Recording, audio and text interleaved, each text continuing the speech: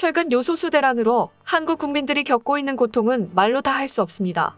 중국은 자신들이 빚은 호주와의 갈등으로 석탄 수입이 막힌 것을 이유를 들며 한국에 수출해야 할 요소수를 막아버렸습니다.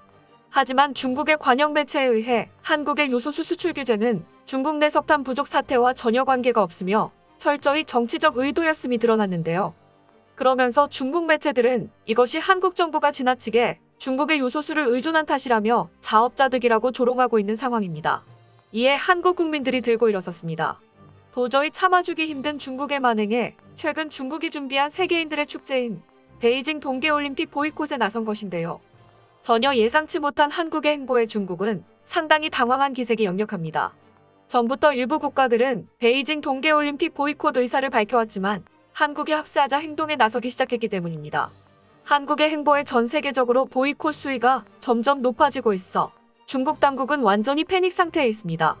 현재 중국 편을 들어주고 있는 유일한 국가는 아이러니하게도 일본뿐인데요. 최근 중국 상황을 보면 전혀 올림픽을 개최하지 못할 형편이지만 일본이 왜 이렇게 중국을 강력하게 지지하는지에 대해 많은 의혹을 남겼습니다. 때문에 중국은 일본 언론을 빌어 보이콧을 멈춰달라고 호소하는 지경까지 왔습니다. 전문가들은 중국의 호소가 사실상 항복을 선언한 것이라고 보고 있습니다. 여기에 한국이 최근 요소수 대란을 잠식할 새로운 기술을 선보여 중국은 수출 규제를 통해 얻을 수 있는 정치적 이익이 전무한 것으로 파악되고 있는데요. 과연 중국 관영 매체에선 요소수 수출 규제에 대해 뭐라고 말했으며 한국이 베이징 동계올림픽에 전 세계가 어떻게 동조하고 있는지와 일본은 왜 중국을 도와주고 있는지, 그리고 한국의 요소수 신기술에 대해 알아보겠습니다. 현재 한국 내 요소수 대란은 2019년 일본의 반도체 소부장 수출 규제 때보다 그 위기가 더 피부로 와닿습니다. 한국의 대기업들은 일본의 만행에 발빠르게 대응하며 그 피해가 거의 미비했습니다. 그런데 요소수는 만드는데 높은 기술력을 필요로 하지 않지만 한국은 저가의 중국산 요소수를 수입에 의존하면서 요소수 생산을 아예 멈춘 것인데요. 이 때문에 한국 국민들은 발만 동동 구르며 하루빨리 이 위기가 지나가길 기다리고 있습니다. 그런데 얼마 전 중국 관영 매체에서 요소수를 수출 규제한 진짜 이유를 공개해 국민들의 분노를 사고 있습니다. 최근 중국 공산당 기관지 인민일보의 자매 매체인 인민통신은 한국의 요소수 공급 위기를 통해 한국이나 미국 모두 글로벌 공급망에서 중국이 가진 지위를 더 분명히 인식해야 한다면서 이에 대항한다면 반드시 해를 입을 것이라고 보도했는데요. 이는 중국이 공식적으로 정치적 의도를 가지고 수출 규제를 감행한 것을 인정한 셈입니다. 또한 매체는 여기서 멈추지 않고 요소수 부족은 예견된 일이었다면서 한국 정부의 무감각과 위기관리 능력 부족이 이번 사태의 원인이고 에너지 안보와 관련한 자국 우선주의가 팽배한 상황에서 비축 체제를 갖추지 못한 것도 원인이다고 한국 정부를 조롱했습니다. 중국의 대형 인터넷 뉴스 포털 텅신왕은 요소수 대란이 발생한 한국은 중국의 기분을 상하게 하는 것을 원하지 않을 것이라면서 중국은 한국이 하는 행동에 따라 다음 수순을 결정해야 한다고 전하기도 했습니다. 한국이 겪고 있는 요소수 품귀 사태를 중국이 외교적으로 활용할 수 있다는 점을 시사한 것으로 해석되는데요. 전문가들은 이번 중국 매체들의 보도로 중국 정부의 의도가 확실해졌다며 저번 영상에서도 다뤘듯이 요소수를 무기로 한미동맹을 와해시키려는 중국의 공작이었음을 확인하는 사례가 됐다고 말하고 있습니다. 이에 분노한 한국 국민들이 들고 일어섰습니다. 중국이 여러 서방 국가들의 눈치를 보면서 심혈을 기울인 베이징 동계올림픽 보이콧을 한국이 주장하고 있는 것인데요. 많은 시민단체들은 기자회견을 열고 성명서를 작성해 여러 언론사에 배포하는 등 매우 적극적인 모습을 보이고 있습니다. 성명서에서 베이징 동계올림픽 보이콧 운동을 진행한 시민단체들은 향후 언론, 학술단체 등과 광범위하게 연대하면서 다른 국가의 반중 운동과도 국제적인 연대를 구축하고 중국 공산당 종식을 위해 분투하겠다는 입장도 밝혔는데요. 이런 움직임에 부응이라도 하듯 여러 나라에서 합세하는 움직임을 보이고 있습니다. 한 회신은 미 상원의원들이 베이징 동계올림픽에 보이콧하는 법안을 발의했다고 보도하며 한국의 반중운동에 힘을 실었는데요. 미국 의회의 법안에서는 베이징 동계올림픽 참가에 들어가는 비용에 대해 미 연방기금과 지원을 일치하지 않을 것이며 대통령이 정치적 목적으로 올림픽 경기에 참석할지라도 들어가는 각종 경비와 대동하는 정부 직원들의 급여는 개인 부담이라고 못 박았습니다. 그러면서 및 롬니 상원의원은 자유민주주의 진영을 지키고 중국 공산당을 지구상에서 몰아내기 위해 어쩔 수 없는 결단이라고 말했습니다. 미국 의회가 이렇게 강력하게 한국의 의지에 힘을 보태면서 많은 반중 노선 국가들이 동계올림픽 보이콧을 이어가고 있습니다. 이런 보이콧 움직임은 세계 기업들까지 합세하고 있는 실정인데요.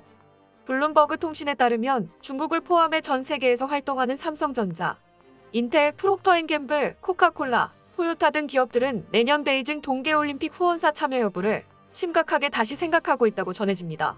서방국에서는 어떠한 형태로든 베이징 동계올림픽을 보이콧해야 한다는 목소리가 커지고 있는데 중국 정부의 행태가 올림픽 정신에 위배된다는 것이 주된 이유였습니다. 특히 캐나다 국민들도 이에 동조했는데 캐나다 매체 CTV에 따르면 캐나다 국민 10명 중 5명은 보이콧을 지지했다고 전해집니다. 정치 리스크 분석 업체 유라시아 그룹은 정치적 보이콧이 발생할 확률이 60%로 가장 높다고 봤다고 전해지는데요. 베이징 동계올림픽은 사실상 정치 올림픽으로도 불리고 있습니다. 시진핑 주석이 이번 베이징 동계올림픽으로 얻고자 하는 것은 개최 수익보다는 세계적 고립 타파입니다. 많은 전문가들은 중국의 고립이 길어질수록 중국이 소프트파워 경쟁력이 약해질 수 있다고 주장하고 있는데요.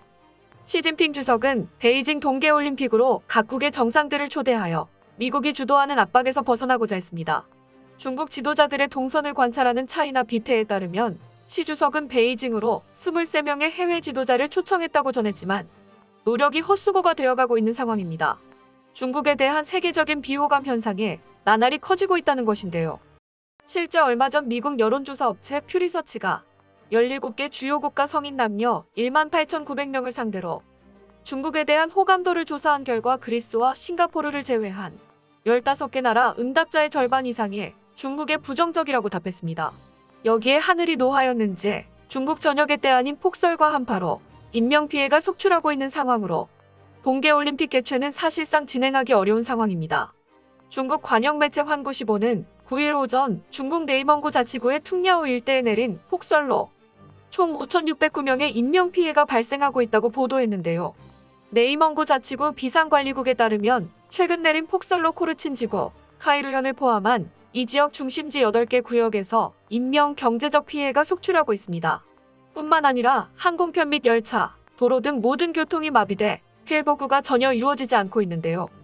이번 폭설로 도심을 잇는 교통수단이 모두 운행 정지되면서 입은 경제적 피해 규모는 약 3,446억 5,300만 위안, 하나로 약 63조 원을 넘어섰습니다.